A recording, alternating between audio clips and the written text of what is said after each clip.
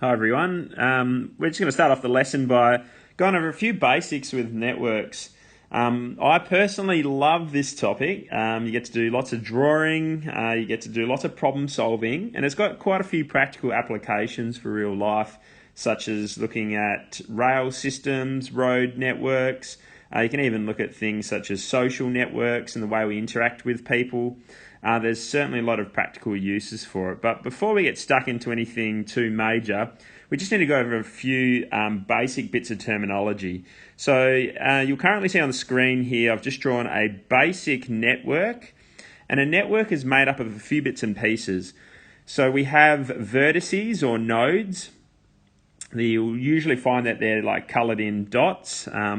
And then from those nodes, you'll find that we have edges, and the edges are the lines which connect each of the vertices or nodes. And then the last thing we're going to talk about here in the basics of networks is faces. Sometimes faces are referred to as regions, but in this course, we will just refer to them as faces. The same goes for vertices. We call them vertices in this course. Occasionally, they'll be referred to as nodes, but for now, we'll call them vertices. Now, if we're looking at this particular network and we want to know how many edges there are, you can see that we've got 1, 2, 3, 4, 5, 6, 7 edges in this network.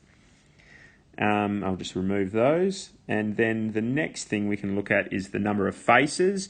Faces is pretty straightforward. We just have 1, 2, 3, and then interestingly enough, the region around the outside is also considered a face. So there's actually 4 faces in this network. The last thing we're going to look at is vertices. And vertices are pretty straightforward. You just need to count the number of those. So you see there's 1, 2, 3, 4, 5 vertices there. Okay, so on the next page, we're just going to have a quick look at some other networks, just to clarify that we know how to count the number of vertices, edges, and faces. So in this first example on the left, you can see that there is a total of 3 vertices. There are 1, 2, 3, 4 edges. And, I didn't do that very well, 4 edges. And then the last one is faces. So we've got this region here, we've got this one here, and the one on the outside is also a face. So we've got 3 faces in total. This example on the right here, if we count up the vertices, we've got 1, 2, 3, 4, 5.